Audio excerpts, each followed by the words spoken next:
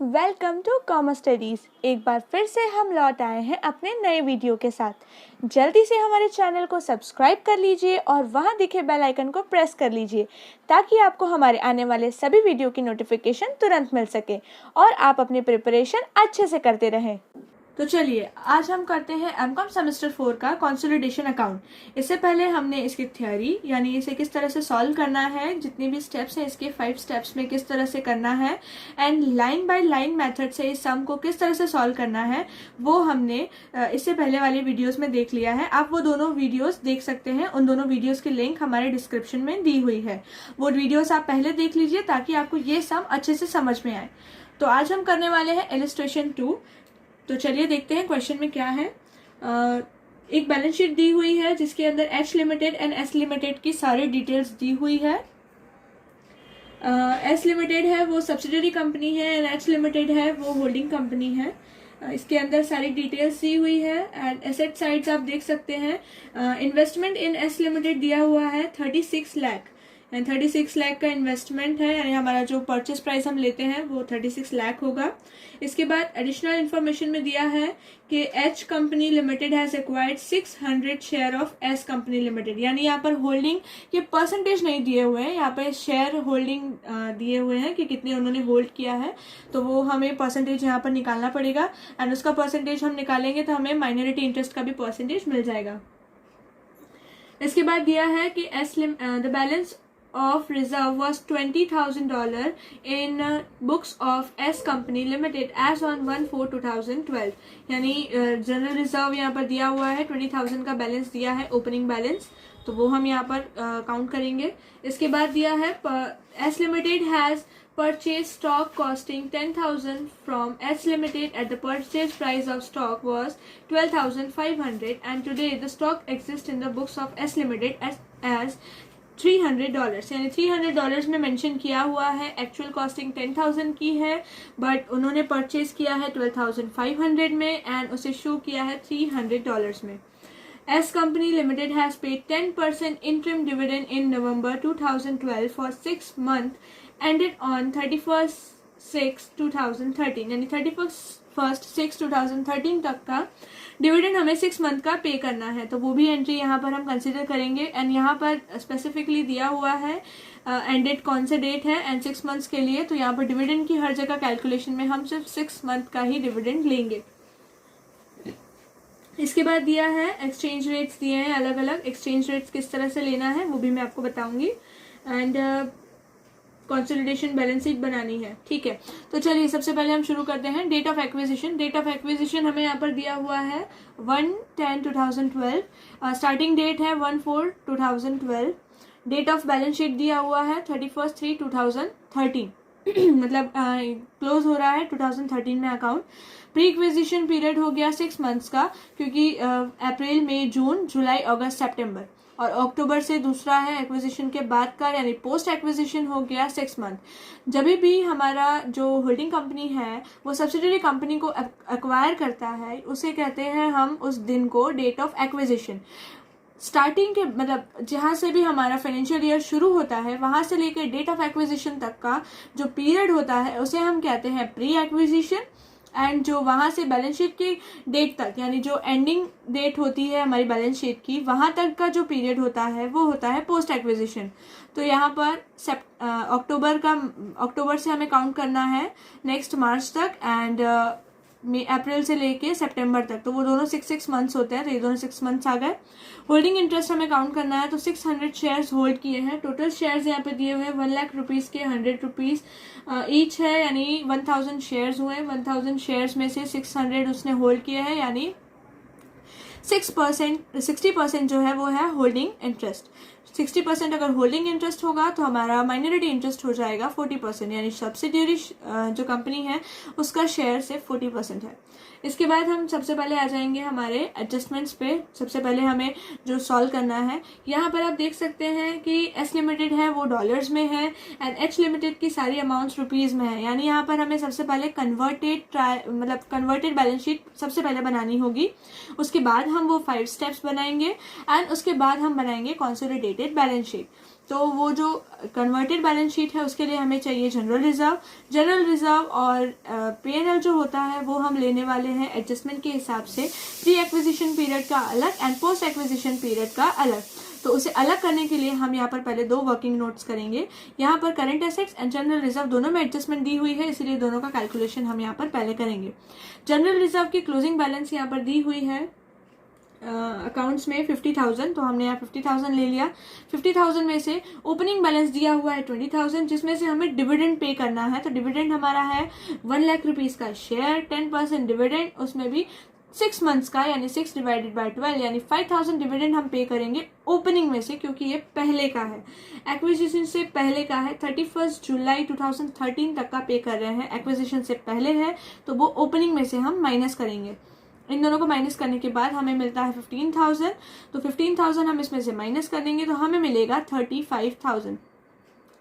35,000 में से pre acquisition 6 months का है एंड पोस्ट एक्विजिशन 6 मंथ्स का है, तो प्री एक्विजिशन के अंदर आ जाएगा 17,500 एंड पोस्ट एक्विजिशन में आ जाएगा 17,500।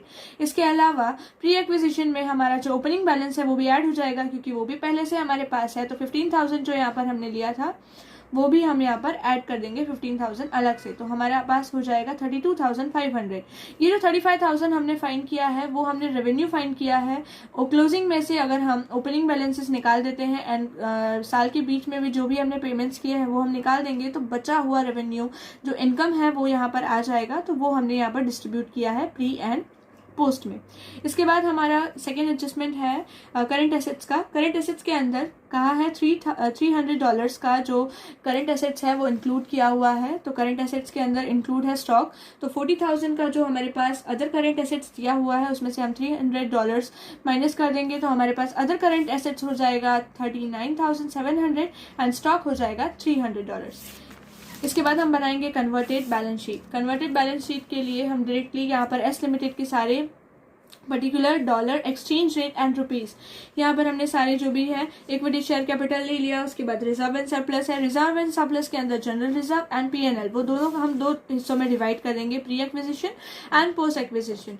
यहाँ पर आप देख सकते हैं एज इट इज पूरे बैलेंस शीट सेम है, पर जो भी रेड पेन से लिखा हुआ है वो हमें इस बैलेंस शीट में अलग लिखना है, इसीलिए मैंने उसे अलग से हाईलाइट किया है। बैंक ओवरड्राफ्ट जो दिया हुआ है as it is, creditors as it is. अब यहाँ पर जो भी हम परचेज करेंगे, तो मतलब जो भी हमारा जो ओपनिंग बैलेंस से हम कंसिडर करते थे उसे हम यहाँ पर जिस दिन एक्वायर किया है उस दिन से कंसिडर करेंगे। फिर पोस्ट एक्विजिशन, यानी पोस्ट एक्विजिशन के बाद का जो रेवेन्यू है वो हमारा हो जाएगा, मतलब रेवेन्यू इनकम हो जाएगा, और प्री एक्विजिशन वाला कैपिटल हो जाएगा, तो कैपिटल हम ओपनिंग से लेंगे। पोस्ट एक्विजिशन हमारा रेवेन्यू इनकम है, इसलिए हम एवरेज रेट से लेंगे, जो भी साल के दौरान चलता है उसे हम एवरेज रेट से लेते हैं। And current assets and current liability हम हमेशा क्लोजिंग रेट से लेंगे, तो बैंक ओवरड्राफ्ट एंड क्रेडिटर्स हमारा रेट आ जाएगा 64। इन दोनों को मल्टीप्लाई करके हम रुपीज में कन्वर्ट कर लेंगे एंड जो भी टोटल है वो हम निकाल लेंगे। वैसे ही हम एसेट्स के साथ करेंगे। Fixed assets, other investment, bank balance में कोई चेंज नहीं है। Fixed assets and other investment है वो हम ओपनिंग बैलेंस से लेंगे बिकॉज वो कंसिडर करेंगे। बैंक बैलेंस और other current assets, bank balance और अदर करंट एसेट्स हमारे करंट एसेट्स हैं, इसीलिए वो हम क्लोजिंग पे लेंगे। स्टॉक ऑलरेडी हमें दे दिया है कि $300 का है, वो परचेज प्राइस हमें उसकी दी हुई है 12,500 रुपीज। अगर ये नहीं दी होती तो हम क्लोजिंग से लेते। इसके बाद इसका भी टोटल कर लेंगे दोनों के, यहाँ पे जहाँ पे भी डिफरेंस आएगा, जैसे कि यहाँ पे दिख रहा है इस साइड डिफरेंस आ रहा है, तो ये हमारा हो जाएगा फॉरेन एक्सचेंज लॉस। एंड अगर ऊपर आया होता तो ये हो जाता, मतलब लायबिलिटीज में अगर हमारा डिफरेंस आया होता तो वो हो जाता हमारा फॉरेन एक्सचेंज प्रॉफिट। इसके बाद हम फाइंड करेंगे हमारे 5 स्टेप्स। तो 5 स्टेप्स किस तरह से करने हैं वो देख लेते हैं। सबसे पहले हमारा था कैपिटल गेन, तो कैपिटल गेन के लिए हमें चाहिए होता है जनरल रिजर्व। जनरल रिजर्व हम लेंगे यहाँ से, आप देख सकते हैं यहाँ पर दिया है। तो प्री एक्विजिशन का हम जनरल रिजर्व लेंगे। प्री एक्विजिशन का जनरल रिजर्व दिया हुआ है 32,500 एंड जिसका रुपीज में कन्वर्ट करके होता है 2,15,000। ये माइनॉरिटी इंटरेस्ट है। जब भी हम माइनॉरिटी इंटरेस्ट का, मतलब माइनॉरिटी इंटरेस्ट फाइंड करेंगे सब्सिडियरी कंपनी का, तब हम कैपिटल गेन ये कंसिडर करेंगे। एंड जो होल्डिंग कंपनी का आएगा वो डिविडेंड के साथ आएगा। तो डिविडेंड के अंदर 5000 रुपीज़ का जो डिविडेंड पे किया है वो स्पेसिफिकली यहाँ पे एडजस्टमेंट नंबर 5 में दिया हुआ है कि dividend payment exchange rate 63 rupees है। तो 5000 इंटू 63 वो यहाँ पर ऐड हो जाएगा and general reserve holding interest के लिए हो जाएगा 23,30,000। गुडविल एंड कैपिटल रिजर्व हमारा सेकंड स्टेप है। तो उसके लिए हमें चाहिए होता है परचेज प्राइस। परचेज प्राइस यहाँ पे मेंशन किया हुआ है 36 लाख। तो 36 लाख हमने डायरेक्टली ले लिया।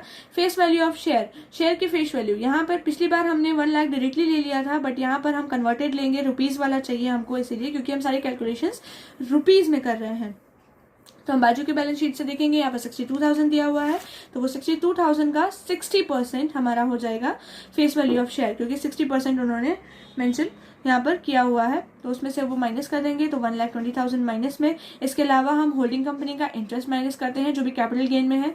तो होल्डिंग कंपनी का इंटरेस्ट के लिए हम ये लेंगे, मैंने आपको भी बताया। तो 23,30,000 का 60% भी यहाँ पर हम माइनस कर देंगे, तो हमारे पास अमाउंट आ रही है माइनस में। माइनस का मतलब होता है कैपिटल रिजर्व, यानी हमें फायदा हो रहा है ज़्यादा का और हम पे कम कर रहे हैं। अगर हम पे कम कर रहे हैं यानी हमारा जो हमने सोचा था कि कैपिटल हमें ज़्यादा देना पड़ेगा वो हमारा बच गया, इसीलिए वो हो गया हमारा कैपिटल रिजर्व। बट अगर यहाँ पर कम होता तो वो होता है गुडविल। इसके बाद थर्ड स्टेप है हमारा रेवेन्यू रिजर्व। रेवेन्यू रिजर्व के अंदर हम पोस्ट एक्विजिशन का लेते हैं, क्योंकि रेवेन्यू हमारा थ्रू आउट ईयर होता है जो भी, तो पोस्ट एक्विजिशन के बाद का जो भी होगा वो रेवेन्यू होगा। तो जनरल रिजर्व यहाँ पर दिया हुआ है पोस्ट एक्विजिशन का 1,93,750। उसके बाद यहाँ पर फॉरेन एक्सचेंज का लॉस जो है वो माइनस कर देंगे, क्योंकि थ्रू आउट द ईयर वो लॉस हुआ है। अगर यहाँ पर प्रॉफिट हुआ होता तो हम ऐड कर देते। इसके बाद हमें मिल जाएगा रेवेन्यू रिजर्व, वो हमने यहाँ पर ले लिया। इसके बाद हम फाइंड करेंगे माइनॉरिटी इंटरेस्ट। माइनॉरिटी इंटरेस्ट के लिए हमने 3 चीज़ें ली थी, share capital, capital reserve and revenue reserve. Share capital के अंदर 62,000 का 40%, कैपिटल रिजर्व यानी यहाँ पे माइनॉरिटी का लेना है, यानी मैंने आपको बताया था 20,15,000 आएगा, उसका 40%, एंड रेवेन्यू रिजर्व यहाँ पर जो आया है उसका 40%। इन दोनों को हम ऐड कर देंगे तो हमें मिल जाएगा हमारा माइनॉरिटी इंटरेस्ट। इसके बाद हम फाइंड करते हैं holding company interest in revenue reserve, यानी होल्डिंग कंपनी का कितना इंटरेस्ट है। तो रेवेन्यू रिजर्व 10,48,300, उसका 60% हो जाएगा हमारा होल्डिंग कंपनी का इंटरेस्ट। इसके अलावा डिविडेंड का यहाँ पर मैंने आपको कहा था दिया हुआ है। डिविडेंड हमने पे कर रहे हैं 3,15,000। तो 3,15,000 में से जो होल्डिंग कंपनी है उसका हिस्सा उसके अंदर 60% है, मतलब वो डिविडेंड उसे मिलेगा 60%, जो कि उसके रेवेन्यू में ऐड होगा। तो 1,89,000 भी यहाँ पर आ जाएगा। इसके बाद हमारे 5 स्टेप्स कंप्लीट हो गए हैं। इसके बाद हम बना लेंगे हमारा consolidated balance sheet. Consolidated balance sheet के लिए यहाँ पर डायरेक्टली हम सबसे पहले इक्विटी शेयर कैपिटल लेंगे। इक्विटी शेयर कैपिटल के अंदर 40 लाख डायरेक्टली आ जाएगा हमारा एच लिमिटेड का। एच लिमिटेड के बाद रिजर्व एंड सरप्लस आएगा। रिजर्व एंड सरप्लस के अंदर हम सबसे पहले एच लिमिटेड का 28,20,000 दिया है वो। अब ये 28,20,000 जो हमारा रेवेन्यू दिया हुआ है इसके अंदर हमारा डिविडेंड एंड जो प्रॉफिट हमें हुआ था वो एडेड होगा ऑलरेडी, तो इसीलिए हम वो उसे माइनस कर देंगे क्योंकि हमें इस ईयर का निकालना है। तो डिविडेंड हमने यहाँ पे निकाल दिया 1,89,000, क्योंकि उसकी डबल एंट्री हो जाएगी। And unrealised profit from stock है वो भी हम यहाँ पर निकाल देंगे। जो 2,500 का हमें इनकम हो रहा था, 10,000 के गुड्स जो हमने 12,500 में सेल किए थे वो भी हम यहाँ पे माइनस कर देंगे, बिकॉज अब वो कंपनी उसकी खुद की है। तो अब जब आप अपनी 2 कंपनी आपकी है, अगर आप एक कंपनी से दूसरे कंपनी में कोई सामान लेके जाएंगे तो बट ऑब्वियसली आप वहाँ पे प्रॉफिट चार्ज नहीं करेंगे, क्योंकि दोनों ही एक ही कंपनी है। इसीलिए यहाँ पर जो प्रॉफिट है वो भी हम यहाँ पे निकाल देंगे। तो इन दोनों को माइनस करने के बाद हमें मिल जाएगा एच लिमिटेड का रिजर्व एंड सरप्लस। इसके बाद हम इसमें से माइनस कर देंगे एस लिमिटेड का, यानी हमने जो लास्ट 5th स्टेप में फाइंड किया था वो यहाँ पर आ जाएगा 62,000। इन दोनों का एडिशन यहाँ पर आ जाएगा। फिर कैपिटल रिजर्व हमने डायरेक्टली जो फाइंड किया है 15,18,000 वो यहाँ पर आ जाएगा। माइनॉरिटी इंटरेस्ट डायरेक्टली आ जाएगा। बैंक ओवरड्राफ्ट एच लिमिटेड का इतना, एंड एस लिमिटेड की गलती से भी आप डॉलर वाली मत ले लेना, आप कन्वर्टेड बैलेंस शीट में से ही रुपीज वाला ही अमाउंट यहाँ पर लेंगे। एक बार आपने कन्वर्टेड बना दिया उसके बाद आपको एस लिमिटेड के लिए डॉलर के लिए मतलब डॉलर वाला देखने की कोई जरूरत नहीं है, जो क्वेश्चन में दिया वो देखने की कोई जरूरत नहीं है। आप एस लिमिटेड के लिए आप हमेशा हमारा जो कन्वर्टेड है वही देखेंगे। इसके बाद क्रेडिटर्स दिया हुआ है एच लिमिटेड का हम ले लेंगे एंड एस लिमिटेड का कन्वर्टेड में से ले लेंगे। इन सबको ऐड कर देंगे तो हमारा टोटल लाइबिलिटीज आ जाएगा। सेम फिक्स्ड एसेट्स के साथ, फिक्स्ड एसेट्स के अंदर हम दोनों का इंक्लूड कर देंगे सब कुछ, सबके सब दोनों अकाउंट मतलब दोनों बैलेंस शीट में से हम ले लेंगे। एस लिमिटेड का हमारे क्वेश्चन में से एंड एस लिमिटेड का जो है वो हम कन्वर्टेड में से ले लेंगे। इसके बाद हम यहाँ पर ले लेंगे स्टॉक, जो कि एट कॉस्ट लेंगे हम। तो स्टॉक का 12,500 में सेल हुआ था, 2,500 यहाँ पे हम इनकम की तरह गिन चुके हैं। तो एक्चुअल हमारा एस लिमिटेड का स्टॉक कितना है हमारे पास 10,000 का, तो 10,000 वो यहाँ पर आ जाएगा एंड इन सब का एसेट्स का टोटल कर देंगे तो हमारा सम टैली हो जाएगा। तो सो ये था हमारा इलस्ट्रेशन 2। आई होप ये आपको अच्छे से समझ में आया होगा। अगर आपको इसके रिलेटेड कोई भी डाउट है तो आप हमें डायरेक्टली नीचे कमेंट सेक्शन में कमेंट करके बता सकते हैं, या तो आप हमारा टेलीग्राम चैनल ज्वाइन कर सकते हैं, वहाँ पे भी आप जितने भी डाउट्स है आपके वो पूछ सकते हैं। ग्रुप नीचे डिस्क्रिप्शन में हमारे प्रीवियस 2 वीडियोस के लिंक्स भी दिए हुए हैं, आप वो भी देख लीजिए। एंड एमकॉम सेमेस्टर 4 का जो हमारा व्हाट्सएप ग्रुप है उसकी भी लिंक डिस्क्रिप्शन में दी हुई है, तो आप वहाँ से ग्रुप में भी ज्वाइन हो सकते हैं। सारे लेटेस्ट अपडेट्स उसके अंदर आते रहते हैं। So thanks for watching guys.